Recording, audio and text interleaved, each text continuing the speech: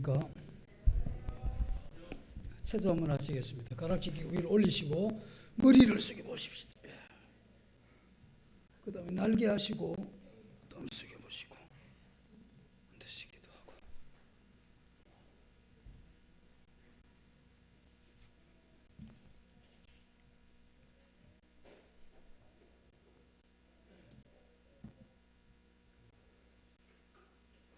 우리가 믿음을 가지고 난 이후에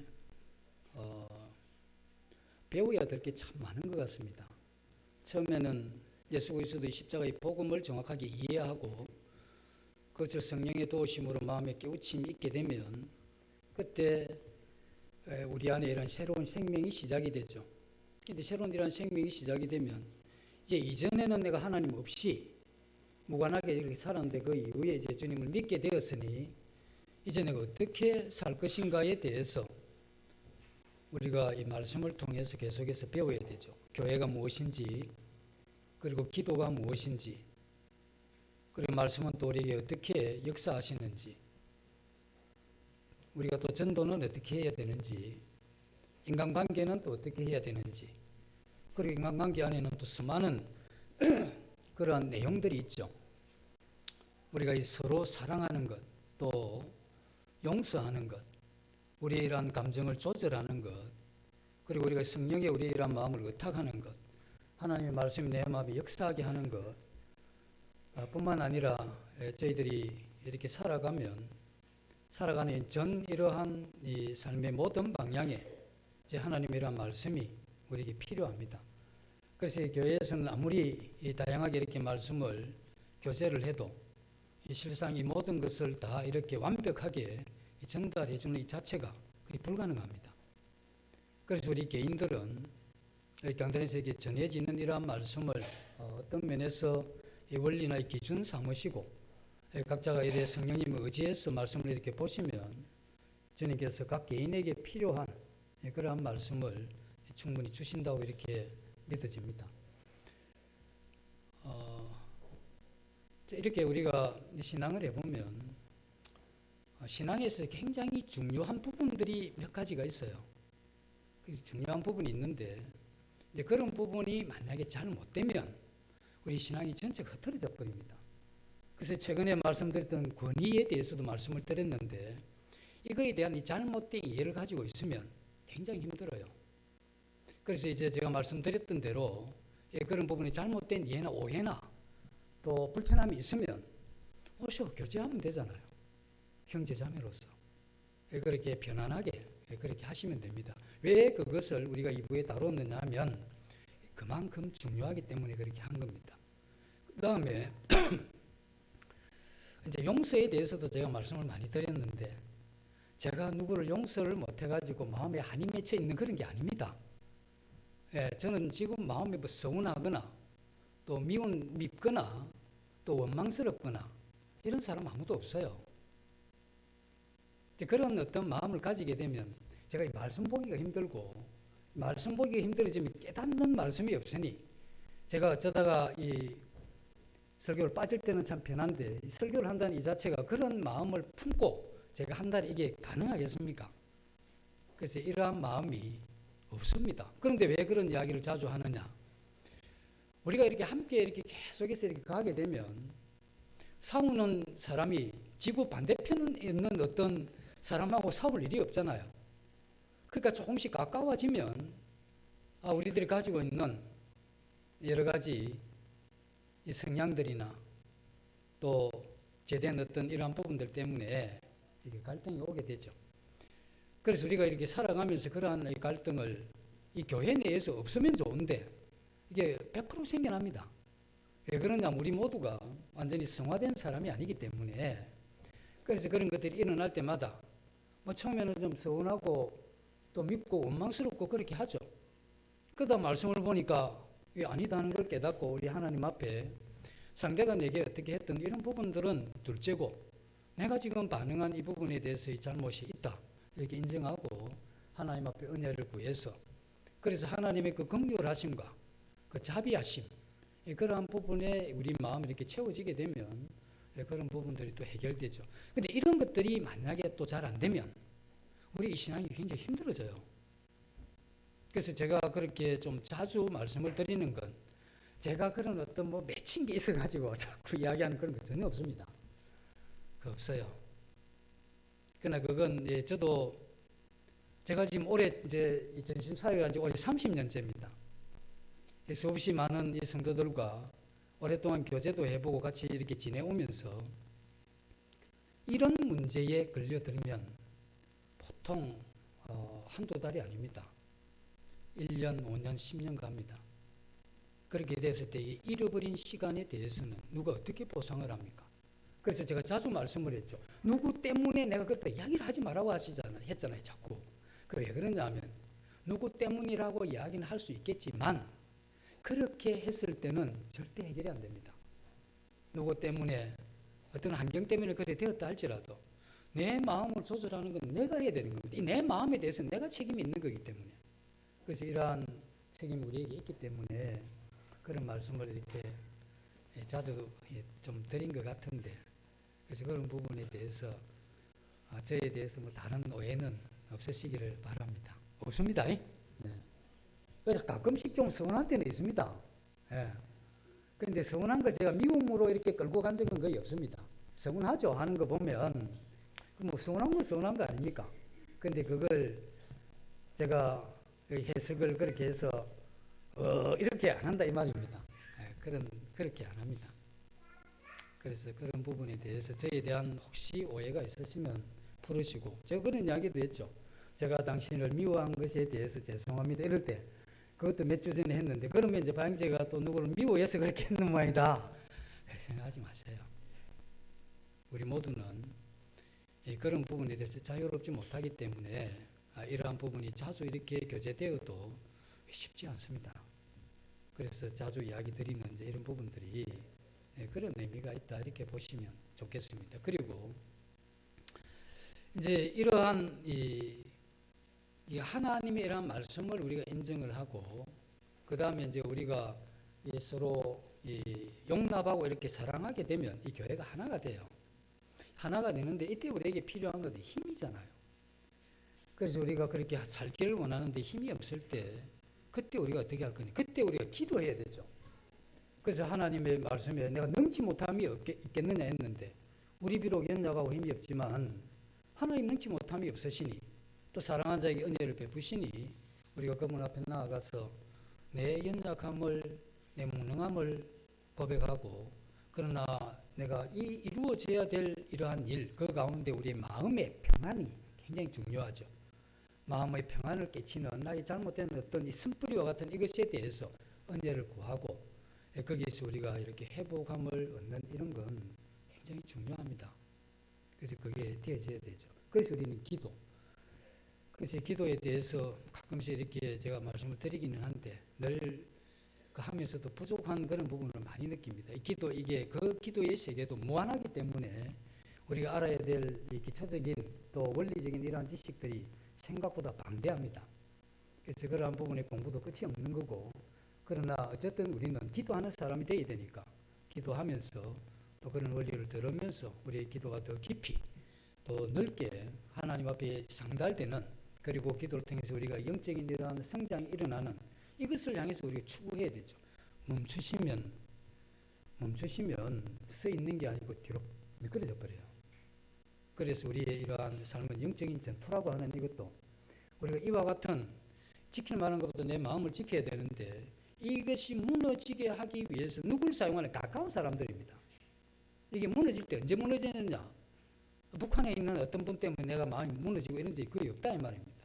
가장 가까운 그런 분들이 내 어떤 이 삶의 미끄러짐에 도움을 주는, 그래서 그런 분들을 원망하지 말고 그럼에도 불구하고 안 미끄러지고 버티기 위해서 하나님을 붙잡는 그런 형태로 우리의 삶을 진행시키는 이와 같은 계속된 영적인 이러한 이 전투, 이건 우리가 포기할 수 없는 거죠. 그걸 멈추는 순간에 반드시 미끄러집니다.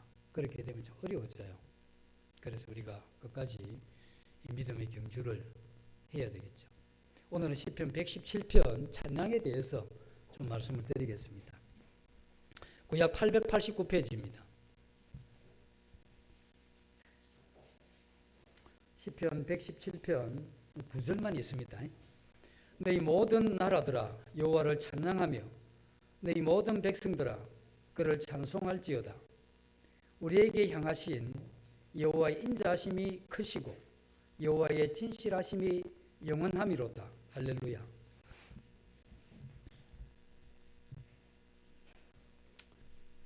저희들이 이제 수요일 날 한 달에 한 번 말씀 대신에 우리가 찬양을 합니다. 그래서 우리 형제님 자매님들 원하시는 곡을 선택하면 한 30분 가량 먼저 찬양을 이렇게 부르게 되는데, 저는 이제 그런 부분에 대해서 늘 갈등이 있어요. 왜냐하면 이게 말씀 시간을 양보해서 찬양을 하는 저게 진짜 옳은가 하는, 또 우리 형님들이 또 그걸 또 기대하기도 하고, 그러면서 어쩌면 또 뭐 변화해야 되고 또 뭐 고집스럽게 하는 이건 또 좋지 않다고 하니, 그래서 함께 이제 흡족하게 찬성하는 마음으로 우리 이제 장로님들이 함께, 그러면 우리가 둘째 주부터 해봅시다. 그래서 우리가 기쁜 마음으로 그렇게 결정을 하고 성도님들한테 양해를 구한 가운데 지금 진행을 하고 있습니다. 수요일 안 나오시는 분 잘 모르시죠? 그래서 우리가 한 30분 가까이 이렇게 찬양을 해보면서, 야, 이 찬양이 참 좋구나. 그래서 내가 부르고 싶은 찬양도 한번 택해봤는데, 그것도 참 괜찮다. 그런 이제 생각을 해봤습니다. 그래서 우리가 함께 부르는 찬양은 우리가 하나님의 이러한 한 자녀다고 하는 이것을 이야기하는 거고, 우리가 함께 모여 찬송하는 이것은 우리가 함께 모여 살아가고 있다고 하는 이것을 우리가 그러한 찬양을 통해서, 함께하는 찬양을 통해서 깨닫게 되는 것 같습니다. 그런데 이제 이 찬양이라고 하는 이건 우리에게 특별한 유익을 주는 게 찬양이죠. 우리는 이렇게 살아가면서 한순간도 사물에 맞대어 살지 않는 그런 날이 없습니다. 그래서 우리가 보게 되는 사람이나 환경이나 어떤 모든 우리 시야에 비춰지고 들려지는 이러한 모든 것들은 우리 마음에 어떤 인상을 남깁니다. 그래서 그 인상을 남기게 되는데, 그 인상을 받게 되면 어떤 때는 굉장히 기뻐요. 어떤 때는 슬프기도 하고, 어떤 때는 좀 화가 나기도 하고, 또 어떤 때는 안타깝기도 하고, 또 어떤 때는 좀 즐겁기도 하죠. 그래서 끊임없이 우리는 이 땅을 살아가면서 맞닥뜨리는 이러한 사물로 인해서 우리 마음에 이러한 감정의 이러한 계속된 변화가 있더라는 겁니다. 그래서 오전에는 굉장히 이성적이기 때문에 그 사업하시는 분들은 오전에 잘 비즈니스 안 하죠. 오후나 저녁에 배 고플 때 안 하고 또 배 부른 다음에 하죠. 이게 뭐냐면 사람이란 감정의 흐름이 이 하루 이 24시간 다 다르기 때문에, 그건 뭐냐면 우리가 이렇게 보고 또 접하고 하는 이것 때문에 우리 마음에 이러한 이 감정의 변화가 생기는 겁니다. 우리 자녀들도 조금 나이가 들고 이렇게 생각이 있으면 어떻게 하냐면 아빠 눈치를 딱 보는 겁니다. 오늘 아빠는 굉장히 마음이 좋아 보입니다. 그때 아빠 이거 사야 되겠어요. 이렇게 이야기하면 잘 먹히잖아요. 그래서 그 반대일 때는 잘 안 하잖아요. 이게 뭐냐면 우리의 이러한 마음은 계속해서 접하는 이 사물에 의해서 변화된다 하는 겁니다. 그런데 하나님께서 우리에게 바라는 마음, 우리 어떤 감정, 바라는 이러한 마음, 이것이 어떤 것이냐 했을 때, 우리는 이 세상을 살아가면서 계속해서 맞닥뜨리는 이러한 사물을 통해서 우리가 그냥 바로 이렇게 반응을 받는 것, 이것을 하나님이 원하지 않는다는 겁니다. 바로 반응하는 이것, 바로 어떤 상황이나 어떤 말이나 행동, 이것에 대해서 내가 그걸 딱 듣고 바로 이렇게 감정의 변화가 일어나는 것, 이건 하나님이 원치 않으신다. 하나님이 원하시는 건 뭐냐면 절대적으로 우리가 하나님을 사랑해서 다른 모든 하위의 사랑은 그 하나님의 사랑에 의해 지배되고 다스려질 때, 그때 우리는 덕스러운 삶을 산다는 겁니다. 그 덕스러운 삶을 산다는 것은 하나님에 의해서 어떤 사물을 보고 환경을 볼 때 컨트롤이 돼서 그 하나님이 느낄 수 있는 그러한 감정을 느껴가는 것, 이게 하나님이 우리에게 기대하시는 거죠. 그래서 하나님은 우리에게 하나님이 주신 것과 그 하나님 그 자신 때문에 감동되는 것, 이걸 하나님 정말 원하십니다. 그런 가운데 이루어지는 어떤 정신 세계, 이걸 하나님 굉장히 기뻐하시죠. 그러나 이제 이 개인이 우리가 살아갈 때 참 갈등이 많이 일어납니다. 우리가 이렇게 살아가면 육신이 또 고개를 들죠. 고개를 들어서 우리의 마음이 하나님의 뜻을 따라서 생각하고 싶은데 우리의 육신이 또 이렇게 들고 일어나면 이걸 따라야 될지 버려야 될지 참 이게 사람 피곤하죠. 답이 하나면 괜찮은데 답이 두 개잖아요. 하나님의 뜻을 따르든지 육신을 따르든지 답이 두 개니까 답답하기도 하고 이럴까 저럴까 하면 이게 피곤하고 그렇죠. 그런데 이제 결정을 내가 신앙으로 따르는 것 이게 바람직하지 않다라고 딱 판단을 하게 되면 그 육신이 원하는 거죠. 그때 우리는 갈등에 시달리게 되는 겁니다. 그때 우리의 이러한 마음을 하나님의 사랑에 이렇게 묶는 거 알죠? 이렇게 묶게 되는 이것이 그 중에 하나가 굉장히 중요한 게 찬양입니다. 그래서 하나님을 이렇게 찬양하게 되면 우리의 이러한 마음이 이 하나님과 이렇게 연합하게 하는 이런데 굉장히 효과가 있는 게 찬양입니다. 그래서 그러한 이 찬양을 이렇게 하게 되고 듣게 되면 우리의 이러한 마음의 욕심이 헛된 줄 알고 우리가 이렇게 버리게 되는 거죠. 그리고 마음을 분탕질하게 하는 많은 이러한 생각, 정리되지 않는 그런 많은 그러한 이 생각들이 그 찬양 가운데 있는 그 가사 한마디에 그 찬양의 가사가 마음에 이렇게 들어오게 되면 그때 우리는 이러한 헛된 것을 버리고 하나님을 따르고자 하는 이러한 마음을 주게 되는데 이게 개인이 하나님 앞에 드릴 때 일어나는 찬양의 그러한 유익입니다. 우리는 찬양을 할 때 하나님을 찬양하죠. 그래서 우리는 하나님만 찬양하는 게 아니고 하나님은 그 찬양을 통해서 우리에게 주시는 개인적인 유익이 매우 크다 하는 겁니다.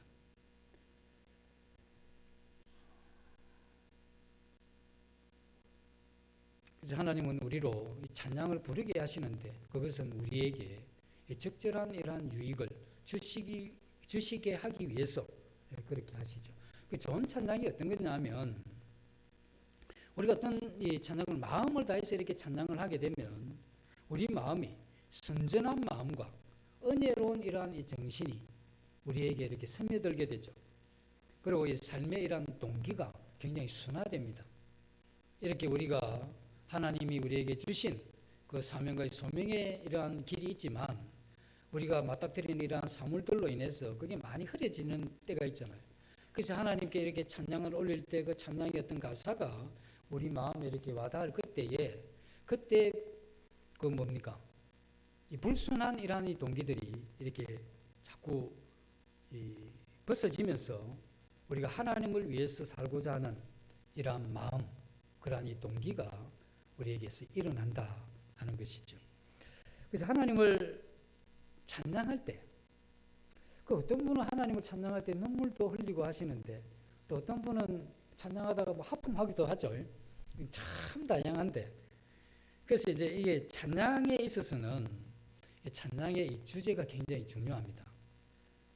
이 성경은 이 찬양의 이러한 이 주제 가운데 탁월한 게 압도적인 이 주제가 뭐냐면 하나님의 인자하심입니다.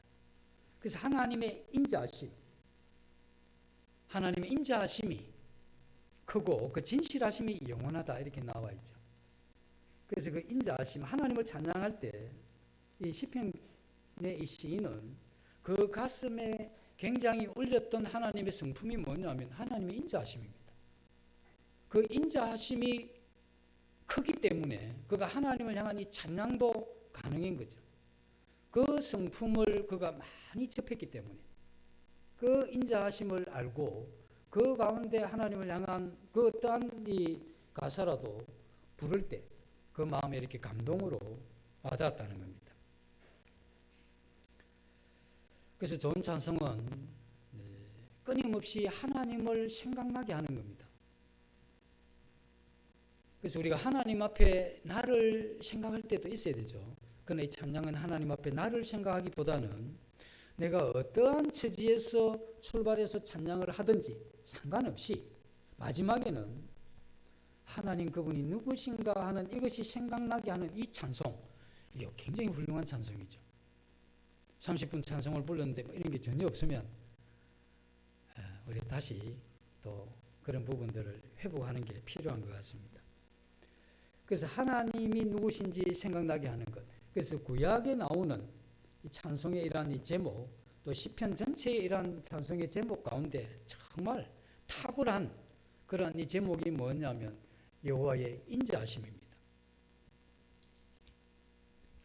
그때 시인도 여호와의 인자하심에 대해서 찬양을 하는데 이 인자하심이 왜 그들의 이 찬양의 제목이 된 이유가 뭐냐 하는 이걸 우리가 살펴봐야 되는데, 인자하다 하는 이건 하나님이 아무에게나 베풀어주는 그런 게 아닙니다.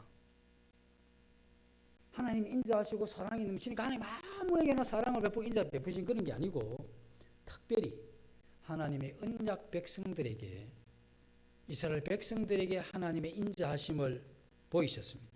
그러면 하나님 이스라엘 백성만 사랑하시고 다른 모든 백성은 무시하고 그렇게 버렸느냐?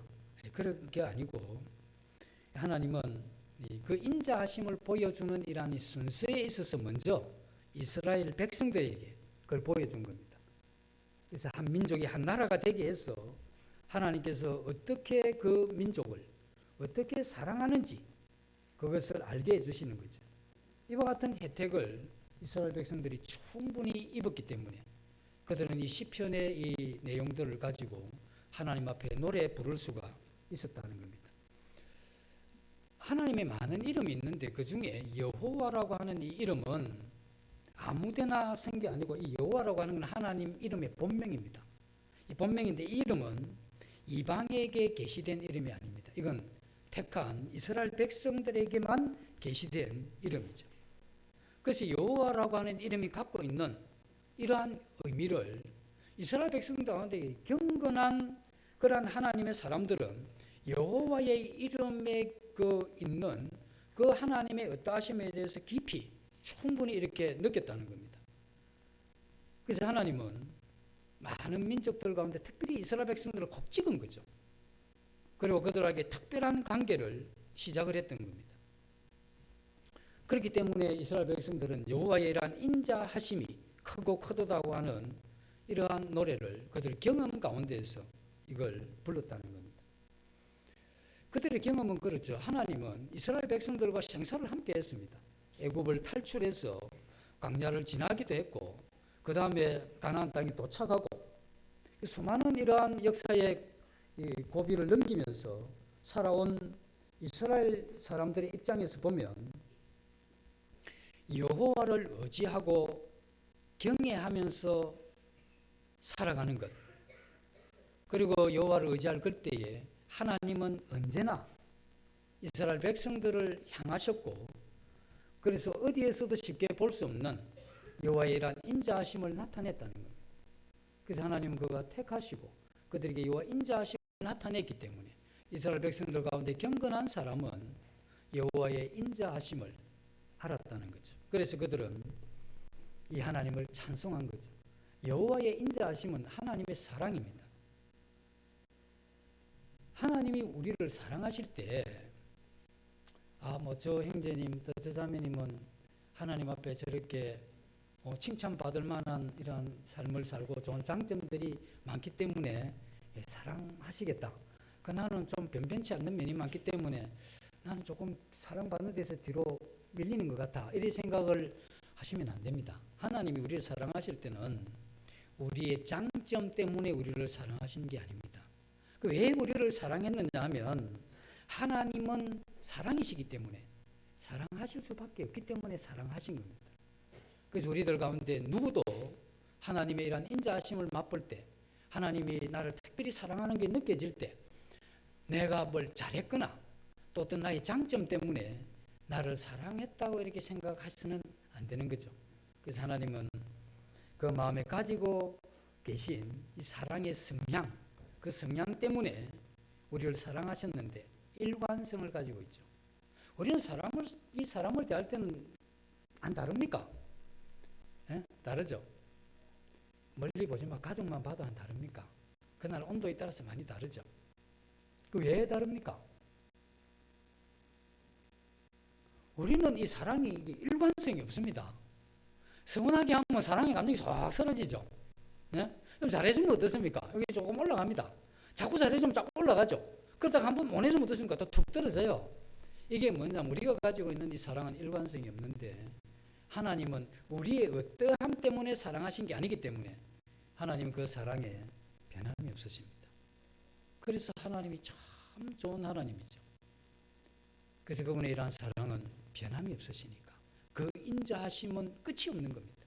그 인자하심은 우리를 향해서 멈추지 않는 거고 차별하지 않고 내 어떠함 때문에 그 인자하심을 나타내시는 분이 아니고 그분은 인자하시기 때문에 우리를 그냥 인자하시게 대한다는 겁니다.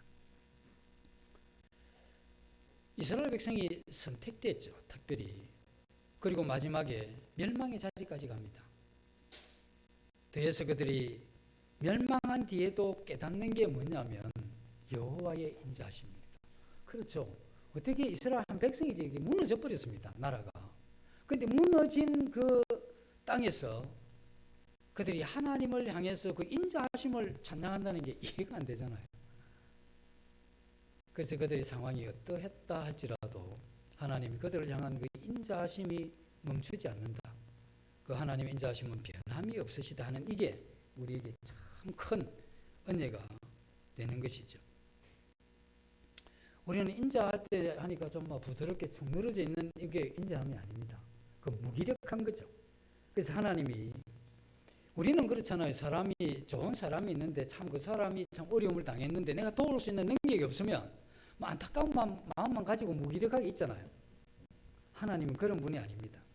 하나님은 뒤에 쳐져서 어쩌나 하고 눈물만 흘리면서 가슴 아파하는 그러한 하나님이 아닙니다.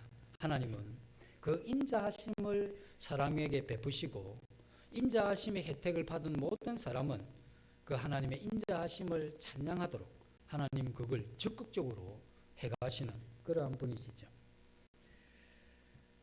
하나님이 인자하시기 때문에 우리가 부르짖으면 하나님 필요한 것을 주시죠. 우리는 우리 자녀들이 되게 잘못할 때 뭐 해주세요 하고 부르짖으면 어떻게 합니까? 예?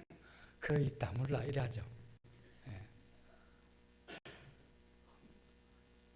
근데 하나님은 우리가 되게 잘못하고 하나님 앞에 부르짖으면 하나님이 그래도 그 인자하심이 바라는 겁니다.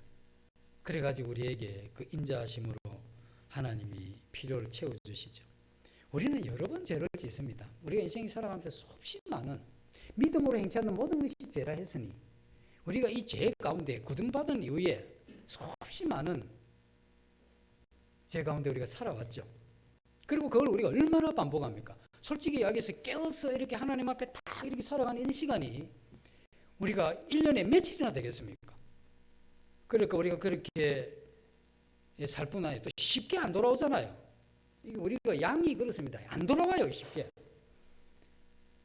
그런데 그렇다 할지라도 하나님이 그 사람을 완전히 끊어내버리는 그런 사람이 아닙니다. 우리 사람은 그렇습니다.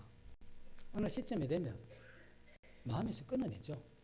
도저히 더 하다가는 나도 못 버티겠다. 그러니 내가 살기 위해서는 정리할 건 좀 정리하고 모든 사람 많은데 몇 사람 정리한다고 인생 못 살겠나? 하나님 그렇게 안 하신다는 겁니다. 다시 말해서 우리 모두는 모든 사람에 대해서 이런 형태로 끊어낸다든지 이건 옳지 않은 겁니다. 그래서 하나님은 우리를 불쌍히 여기시고 기다리시죠. 왜 기다리느냐? 하나님이 우리를 향한 그 인자하심이 끝이 없기 때문에 우리를 기다리는 겁니다. 우리가 죄가 있어서 비참한 그러한 영혼이 될 때도 있죠. 하나님은 그 죄에 대한 이 책임을 물으시기도 하지만 또 한편으로는 우리가 죄를 지으면 불순종의 길로 가잖아요. 불순종의 길로 가게 되면 우리가 고단해집니다. 마음도 피곤하고 우리의 영혼이 참 힘들죠. 그래서 하나님은 우리가 죄를 짓는 그 죄에 대해서보다 그 죄 때문에 고통하는 그 인간의 그 아픔과 상처와 그 고통과 힘들어하는 그것에 대해서 안타깝게 생각을 하는 겁니다. 우리는 이제 사람은 안 그렇죠. 잘못하면 봐봐라. 또 좀 미우면 고소하다. 이게 이제 사랑 없는, 인자함이 없는 이 마음들이죠. 그래서 인자한 마음이 있는 이러한 하나님은 그가 잘못했다 할지라도 그래도 그가 힘들어하는 그것에 대해서 안타까운 마음이 있는 이게 하나님의 인자하심입니다. 그래서 우리의 이러한 생애를 살아가면서 우리가 그 인자하심을 많이 맛봤잖아요. 그래서 하나님의 자비와 긍휼과 오래 참음, 이거는 그 한 뿌리가 있는데 그게 뭐냐, 하나님의 인자하심이라고 하는 그 뿌리에서 자비와 긍휼과 오래 참음, 이런 것이 나오게 되죠. 그래서 하나님의 인자하심은 하나님의 사랑인데 그 하나님의 인자하심의 극치가 어디냐면 그리스도를 이 땅에 보낸 겁니다. 하나님을 떠날 때는 우리 마음대로 떠나요. 그냥 돌아올 때는 우리 마음대로 돌아오지를 못해요. 왜 그렇습니까? 죄가 우리를 붙들고 있기 때문에 이 세상에 있는 어느 누구도 우리가 주님께로 돌아갈 때 자기 힘으로 돌아가는 사람이 어디 있습니까? 우리가 하나님 앞에 돌아갈 수 있던 유일한 건 하나님 그분의 인자하심이 있었기 때문에 우리가 하나님께로 돌아와서 구원받은 거죠. 그래서 우리가 하나님을 마음대로 떠났지만 하나님께로 돌아갈 수 없는 이건 우리가 구원받을 때도 그렇지만 신앙할 때도 마찬가지입니다. 우리 마음을 마음대로 방치하게 되면 우리가 이게 잘못 가게 되겠죠. 그 잘못 가게 되면 그때 내가 하나님께 돌아가려고 해도 이게 돌아가지는 게 아닙니다. 이게 가야지 되는 게 아니고 하나님이 그 인자하심을 우리에게 보이게 되는 거예요. 우리가 위경에 빠질 때 정말 힘들잖아요. 힘들 때 하나님의 도움을 바라지만 내가 그 하나님의 도움을 끌고 와서 내가 마음대로 사용할 수 있는 그런 게 아니잖아요. 네? 다른 사람이 우리를 도울 때 그 사람이 도움을 가지고 있는 그걸 내가 끌고 와서 내 도움 만들어가기 불가능하잖아요. 우리 하나님도 마찬가지입니다. 그러나 하나님은 그 인자하심이 변함이 없고 그 인자하심이 영원하고 크시기 때문에 그 위경에서 하나님 앞에 부르짖으면 하나님이 말씀을 보내서 그 위경에서 건지시고 그를 소원의 항구로 인도하시는 이분이 하나님이시죠. 그래서 그 인자하신 그 하나님, 그분은 예수 그리스도를 통해서 하나님 그분의 인자하심을 우리에게 보인 겁니다. 그리고 우리 주님은 이 땅에 오셔가지고 그 인자하심의 그 절정이 어디였느냐 하면 모든 죄를 짊어지는 그 십자가였습니다. 그래서 우리 주님은 그 십자가를 짊어지면서 뭘 보였느냐 하면 인간에 대한 그 인자하심의 그 이게 정점을 거기서 찍은 겁니다. 우리가 언제 용서를 받았습니까? 우리가 태어나기 전부터 용서를 받았죠. 우리는 그렇게 이야기를 합니다.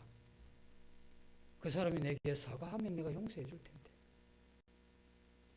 만약에 주님이 그렇게 생각을 했다면 우리가 태어나기도 전에 우리의 죄를 다 용서해 놓는 게 불가능하잖아요.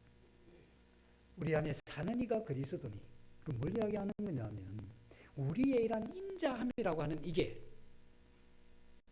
그가 내게 용서를 빌지 않아도 내가 다 용서하는 이게 인자함입니다.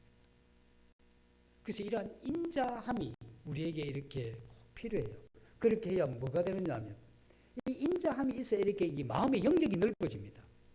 근데 인자함이 없으면 이 마음이 이렇게 좁아져요. 이게 어차피. 그러니 그 인자하심을 우리 마음에 이렇게 키워가는 굉장히 중요한 부분이죠.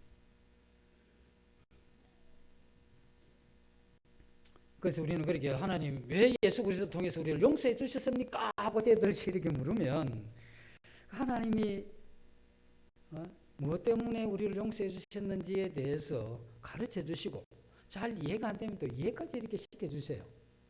참 그렇죠. 그래서 하나님은 왜 그렇게 우리에게 인자하심을 나타내시느냐? 그분이 인자하시기 때문에 그렇습니다.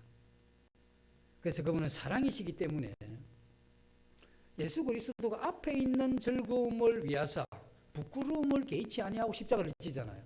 다시 말해서 하나님은 인간이 자기 죄 때문에 그 죄로 인해서 고통당하는 이것을 보면서 그 인자하심이 발동한 겁니다. 자비가 발동한 거고, 그런데 그것을 해결하기 위해서 하나님의 이러한 사랑이 예수 그리스도 이분이 이 땅에 오셔가 자기가 십자가에 달릴 때 뭘 생각했느냐 하면 이 사람이 하나님께로 회복되는 그 일을 바라보면서 자기가 십자가를 지는 이와 같은 이 부끄러움을 개의치 않았다는 거죠. 이게 그 인자하심이 나타난 이 극치인 십자가에서 주님이 가졌던 그러한 마음이고, 사실 그렇잖아요. 하나님 편에서 우리를 볼 때는 흙 가지고 사람 만들어 가지고 안에 생기까지 벌어 넣어 가지고 다 먹고 살게 있게 해줬고, 그 하나님 하늘 자원도 땅의 자원도 이렇게 공짜로 다 줬는데 한순간에 배반해 버리고 떠나고 뒤돌아선 이 사람을 보면 인간의 마음으로 볼 때는 부글부글 할 건데, 그래도 주님은 그 상황에서도 그 인자하심을 멈추지 않았다니, 이게 우리가 하나님을 바라볼 때 얼마나 큰 이런 안식이 되는가 하는 그걸 생각을 해보게 됩니다. 그래서 이 찬송의 이러한 이 제목이 바로 예수 그리스도의 십자가의 죽음인데, 이스라엘 백성들은 예수 그리스도가 이 땅에 오셔가지고 죽으실 줄을 잘 몰랐죠. 아직 나타나지 않는 일인데, 그러나 이스라엘 백성들 가운데 경건하게 살아왔던 사람들은 자기가 살아오는 이러한 삶, 조상들을 통해서 나타난 그 하나님의 인자하심을 본 거죠. 그래서 예수 그리스도를 못 봤지만 그 하나님이 자기 조상과 자기 이런 생애에 자기에게 베푸신 인자함을 보면서 그들은 뭘 했느냐 하면 하나님의 은혜에 기대어 살아야 되겠다는 걸 그들이 그걸 깨달은 겁니다. 그 인자하심을 보면서. 그러면서 하나님의 자비와 긍휼, 은혜, 이것에 기대어 살지 않으면 안 된다 하는 그런 연약한 존재라고 그것도 본 거죠. 그래서 그들의 이러한 기도의 제목은 내가 그분을 전적으로 의지할 때에 그때 하나님 우리를 버리지 않고 일관성 있게 우리를 향한 그 인자하심이 크다는 이걸 찬양을 했던 겁니다. 지금도 우리 이러한 이 찬송의 이러한 제목들 가운데 이게 이제 굉장히 크죠.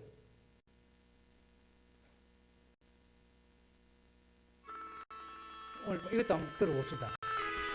들립니까?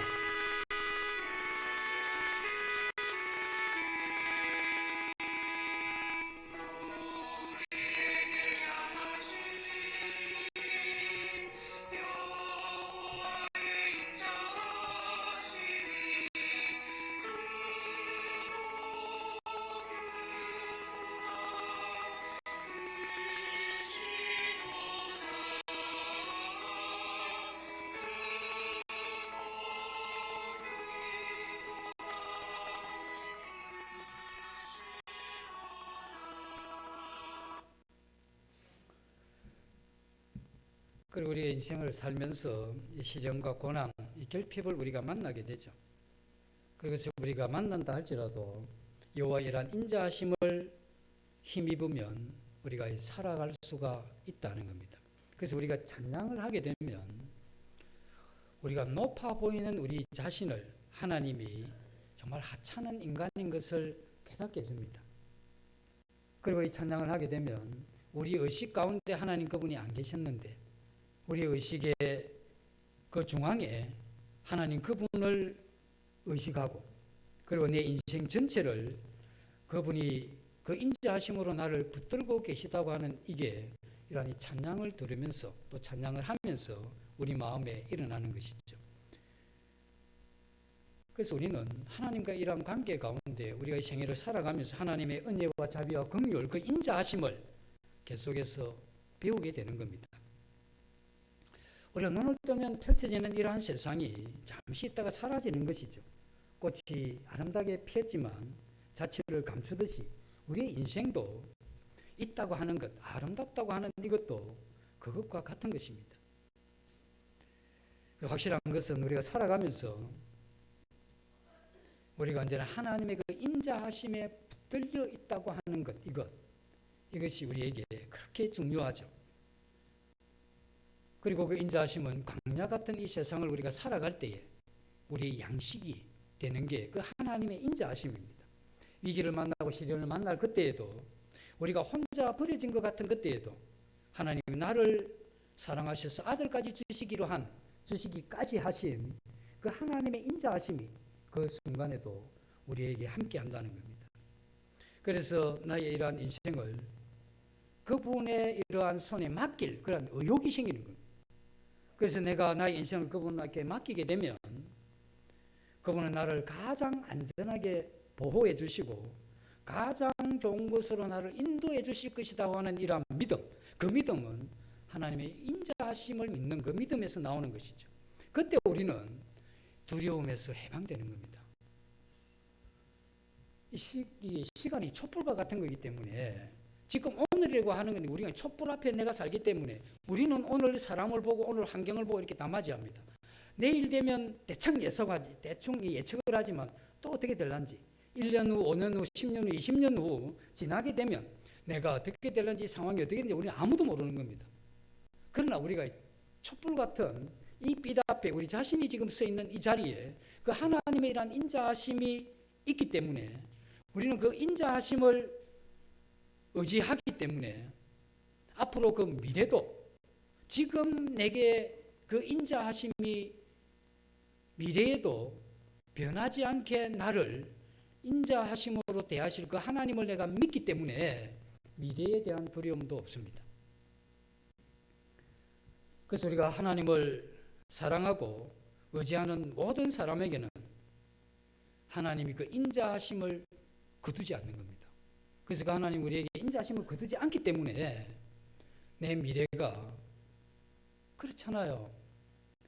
참 힘들게 이렇게 사시면 내 미래의 이 경제적인 면은 또 이 건강은 또 뭐 내 자녀들은 또 뭐 어떻게 무슨 일이 일어날는지 뭐 이거 뭐 생각하면 일어나지 않는 미래에 대한 염려 때문에 오늘 뭐 발이 오그라들죠.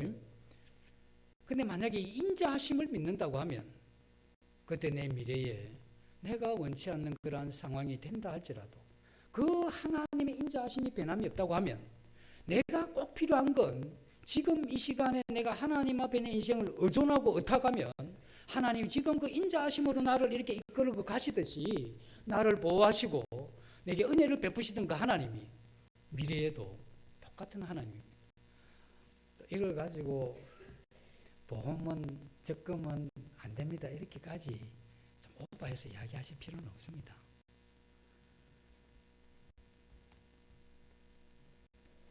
그래서 우리는 흘러가는 이러한 이 시간을 우리가 볼 수도 없고 앞으로 전개될 우리의 미래도 확신할 수 없지만 정말 확실한 것은 내 인생을 그분에게 맡기게 되면 하나님은 정말 나의 의지가 될 것이다 하는 것과 그 인자하심으로 하나님 분명히 나를 돌보실 것이라고 믿는 이 믿음, 이게 정말 이게 미래에 대한 두려움에서 우리를 건지시는 거죠. 우리가 그 하나님의 인자하심을 믿기 때문에 그래서 우리는 내가 보기에 가장 좋은 것을 선택하는 대신에 우리 자신을 하나님 손에 맡기는 거죠. 내가 그건 꼭 잡아야 되겠다고 하는 그 생각이 들지만 그러나 내가 그 하나님의 인자하심을 내가 믿는다면 내 영혼, 내 삶 자체를 맡기는 거죠. 그리고 나는 그분이 내 인생을 가장 좋은 길로 인도하실 것이라는 이 마음이란 확신을 가지는 겁니다. 그래서 우리가 무슨 일을 만날까 두려워하지 않는 거죠. 인자하심이 사랑이라고 이야기했잖아요. 요한일서 4장 18절에 보면 그런 말씀이 있습니다. 사랑이 두려움을 내쫓는다는 말씀이 있죠. 그래서 그 인자하심, 그것이 우리가 앞으로 전개될 미래에 대한 이 두려움을 분명히 쫓아냅니다. 그래서 우리가 주님의 품에 이렇게 안겨서 계속되는 이 하나님의 이러한 인자하심, 마치 어머니 품 같은 그 아버지 하나님의 인자하심 때문에 내가 살아 숨쉬고 또 기둥하고 소망을 갖는다고 믿고 찬송을 할 필요가 있습니다. 그리고 우리 남은 인생을 우리가 그분의 이러한 손에 맡기면 하나님이 나를 어디로 이끄시든지 내가 그걸 받아들이는 거죠. 그리고 그렇게 받아들이게 되면 두려움이 변해서 기도가 되는 겁니다. 이 정말 이런 힘든 상황에 어떻게 할 거냐. 그 인자하심이 변함이 없으시고 그 인자하심이 끝없이고 크신 그 인자하신 하나님 앞에 기도하는 거죠. 네. 그때 우리는 한숨이 변해서 찬양이 되는 이것이 우리 마음에 일어나는 이것을 우리가 믿어야 되는 겁니다. 그래서 모든 일이 내 마음이 원하는 대로 잘 될 때 그렇게 해주신 인자하심 때문에 우리가 찬송하지만 또 그렇지 못할 때도 있잖아요. 그렇지 못할 때도 그럼에도 불구하고 나를 붙들고 계신 그 하나님 때문에 내가 지금 살아있다고 하는 이와 같은 감사와 찬송을 하는 실험해보면 좋죠. 그래서 오늘 하루 우리가 하던 일을 좀 멈추고 그 하나님을 찬양해보면 좋을 것 같습니다. 그래서 아침마다 늘 새로운 그 주의 성실이 큰 그 성실하신 인자하신 하나님을 찬양하는 것. 그렇게 되면 우리가 그 인자하심을 믿고 이렇게 가게 되면 하나님의 그 따뜻한 품에 우리가 안기는 것 같죠. 그리고 그 인자하심을 생각하면 그 인자하신 하나님 앞에 우리가 인생에 가는 길에 있어서 하나님 앞에 이렇게 각오도 하고 또 하나님 앞에 우리가 그렇게 살겠다는 이런 의욕도 가지게 되는 거죠. 왜? 그분이 나와 함께 그 인자하심이 끝이 없으니 나도 하나님 앞에 이제 내 인생을 맡기겠다. 그리고 하나님 나를 어떻게 인도하시든 내 그곳에서도 하나님의 그 인자하심을 내가 기대하겠다. 그러니 내 인생을 하나님 맡아주시고 하나님이 나를 어디로 이끄신다 할지라도 그곳에서 또 하나님의 인자하심을 맛보겠습니다 하는 이게 얼마나 좋습니까?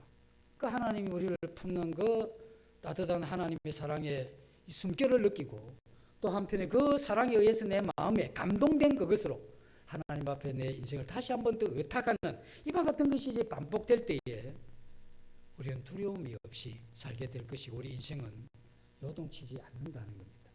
그래서 우리 오늘 시간이 되시면 여호와의 이러한 인자하심을 생각하시면서 감사로 이렇게 찬양하는 그런 시간을 가지시면 좋겠습니다. 잠시 기도하고 마치겠습니다. 아버지 하나님,